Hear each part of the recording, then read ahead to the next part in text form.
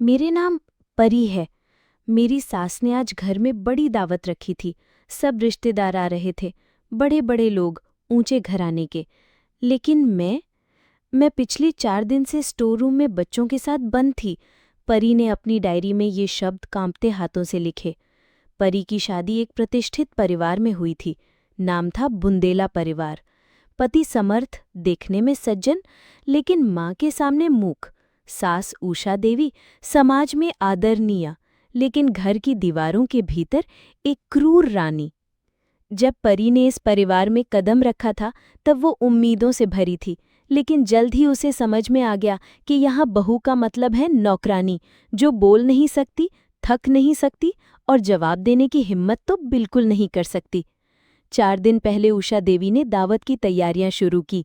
परी ने रसोई में घंटों काम किया, लेकिन जैसे ही गलती से उसके बेटे पवित्रा ने दूध गिरा दिया, उसकी सास का चेहरा तमतमा उठा।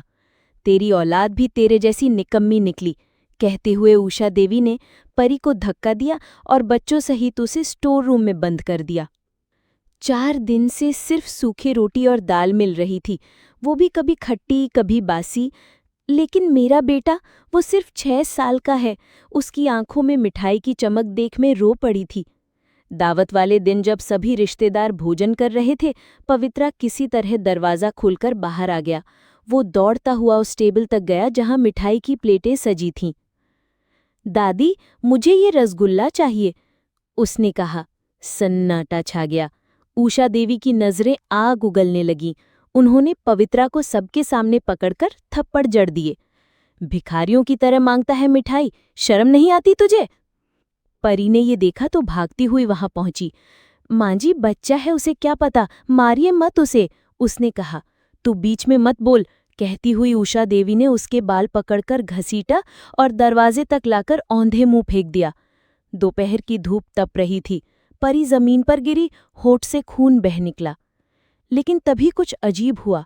घर के अंदर से एक चीख आई, फिर दूसरी, फिर अचानक दौड़ते हुए रिश्तेदार बाहर निकलने लगे। परी, जो खुद उठ नहीं पा रही थी, डर से कांपने लगी। क्या हुआ, क्या हुआ? किसी ने कहा। भोजन में कुछ मिला हुआ था, सबके पेट में मरोड़ उठ रही है। उषा देवी जमीन पर लौट रही थीं, दर्द से कराह रही थी। लोग चिल्ला रहे थे।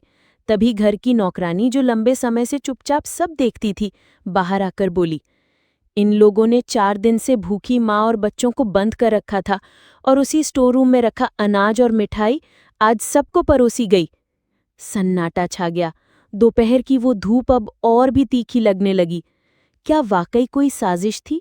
क्या परी ने बदला लिया था, या ये किसी और की चाल थी? बुंदेला हवेली में पसरा सन्नाटा अब कराहों और अफरा तफरी में बदल चुका था।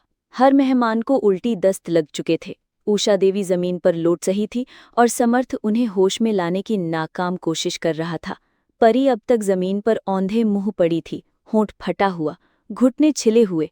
लेकिन जब उसने घर के अंदर से दर्द भरी चीखें सुनी तो वो धीरे धीरे उठने लगी। क्या हुआ? किसी ने घबराते हुए पूछा। रसगुल्ले में कुछ मिलाया गया है, एक रिश्तेदार चीखा। दाल में भी अजीब सी गंध थी, एक और बोला। तभी घर की नौकरानी लाजो, जो अब तक सब चुपचाप देखती रही थी, सामने आई। सबकी निगाहें उस पर टिक गई। आप सबको सच्चाई जाननी चाहिए, लाजो ने साहस जुटाकर कहा। इस घर की बहू परी को पिछले 4 दिन से बच्चों के साथ स्टोरूम में बंद किया गया था, बिना गलती के।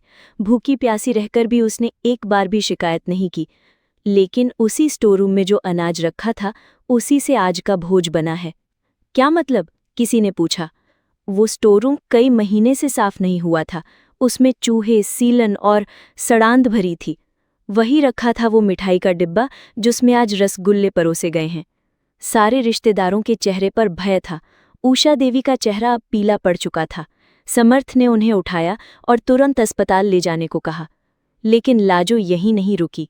उसने धीरे से आगे कहा, पर एक बात मैं और बताना चाहती हूँ। सबकी निगाहें उसकी ओर घूम गई। परी ने कभी बदले की भावना नहीं रखी।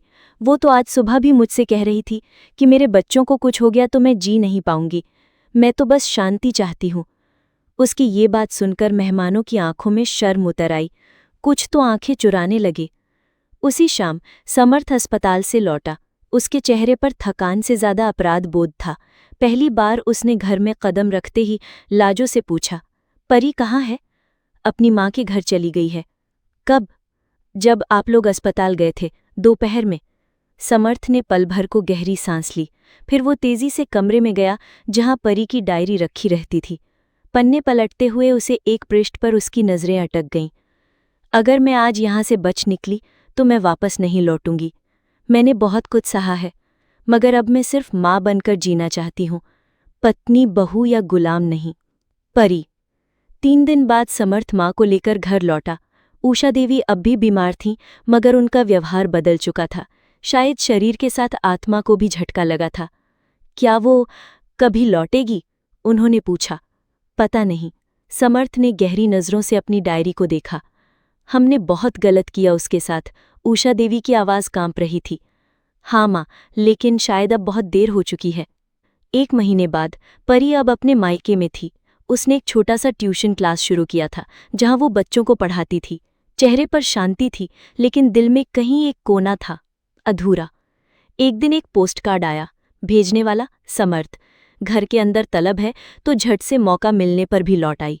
बात छेड़ भी दी है तो इस एक उड़ान में वे समझ जाएंगे। परी ने वो पोस्टकार्ड हाथ में पकड़े पकड़े बहुत देर तक देखा। आंखें भीग चुकी थीं। उसके बेटे ने पास आकर पूछा, माँ, ये किसका खत है? परी ने मुस्कुराकर कहा, एक भूल करने वाले का। अंत। शायद नहीं। क्या परी लौटेगी या अपनी नई पहचान के साथ जीवन को नए सिरे से जिएगी? ये फैसला उसके हाथ में था, और यही उसका सबसे बड़ा सशक्तिकरण था। 3 महीने बाद परी का जीवन अब एक नए रास्ते पर चल पड़ा था। मायके के पुराने कमरे में उसने बच्चों के लिए कोना सजाया था। रंग बिरंगे पोस्टर, किताबें, खिलौने और 2 छोटे बिस्तर। सुबह बच्चों को पढ़ाती, दोपहर को सिलाई सीखती और शाम को पास के मंदिर में दीप जलाने जाती। हर दिन उसके अंदर की टूटी हुई परी थोड़ी थोड़ी जुड़ रही थी। लेकिन रातों में जब सब सो जाते, तब वो पोस्टकार्ड निकालकर पढ़ती जो समर्थ ने भेजा था। मैं यही रहूंगा, दोषी समर्थ। उसे समझ नहीं आ रहा था कि ये अपराध बोध था या पश्चाताप, सच्चा प्रेम था या देर से आई समझदारी। एक दिन परी बच्चों को लेकर पास के बाजार जा रही थी, तभी उसके पीछे एक गाड़ी आकर रुकी। परी? आवाज जानी पहचानी थी। वो मुड़ी। समर्थ खड़ा था, थका हुआ, दुबला, लेकिन आंखों में कुछ सच्चा था, शायद पछतावे से ज्यादा सम्मान। मैं बिना बताए आ गया। तुम्हें नहीं आना चाहिए था। परी का स्वर ठंडा था। जानता हूं, लेकिन आज सिर्फ एक बात कहने आया हूं। बोलो। मैं तुम्हारे पास माफी मांगने नहीं आया। मैं कोई दया नहीं चाहता, और मैं तुम्हारे साथ रहना भी नहीं चाहता अगर तुम नहीं चाहो। बस ये जानना चाहता हूं कि क्या कभी, कहीं तुम्हारे दिल की किसी कोने में मेरे लिए थोड़ी सी भी जगह बाकी है? परी चुप रही। बेटा बोला, माँ, ये पापा है ना? परी ने गर्दन झुका ली, आंसुओं की एक बूंद उसकी पलकों से नीचे गिरी। हाँ बेटा, ये पापा है। क्या पापा अब हमारे साथ रहेंगे? बच्चे की मासूमियत ने जैसे सवाल को चीर कर रख दिया। समर्थ ने जमीन की ओर देखा, जैसे वो जवाब से भाग रहा हो। परी ने गहरी सांस ली। बच्चों को उनके पिता से मिलाना मेरा फर्ज है, लेकिन अब उनके भविष्य का फैसला मैं अपने हिसाब से लूंगी। मतलब? समर्थ की आवाज टूटी हुई थी। मतलब ये कि अब मैं वापस नहीं आऊंगी, और ना ही तुम्हारे घर में दोबारा कोई बहू बनूंगी। लेकिन अगर तुम बच्चों से मिलना चाहते हो, उनके जीवन का हिस्सा बनना चाहते हो, तो शर्तें मेरी होंगी। और एक शर्त ये भी होगी, मुझे वही सम्मान चाहिए जो किसी पत्नी किसी इंसान को मिलना चाहिए। समर्थ की आंखें नम थीं, लेकिन पहली बार उसने सिर ऊंचा रखा। मैं हर शर्त मंजूर करता हूं, क्योंकि अब मैं तुम्हें मालिक नहीं, साथी मानना सीख गया हूं। कुछ महीने बाद परी का ट्यूशन सेंटर अब बड़ा हो चुका था। वो गांव की महिलाओं को भी पढ़ाना सिखाती थी। सिलाई सेंटर, बच्चों की लाइब्रेरी और एक छोटा सा हेल्पलाइन डेस्क, सब उसी के नाम पर था। परी की उड़ान। अब समर्थ हर हफ्ते आता, बच्चों को घुमाने ले जाता, परी की लाइब्रेरी में किताबें दान करता, और सबसे बड़ी बात, उसकी मर्जी के बिना एक शब्द भी नहीं बोलता। एक दिन बेटा बोला, माँ, अब हम सब साथ क्यों नहीं रहते? परी मुस्कुराई। बेटा, जब पापा और मैं एक दूसरे की जरूरत नहीं बल्कि इज्जत बन जाएंगे, तब हम साथ रहेंगे। 1 साल बाद परी और समर्थ ने कोर्ट मैरिज की। सिर्फ बच्चों की खुशी के लिए नहीं, बल्कि इस बार परी ने अपनी शर्तों पर अपने सम्मान के साथ एक नया रिश्ता बनाया। उसी रात बेटी परी से बोली, माँ, क्या परियां सच में उड़ सकती हैं?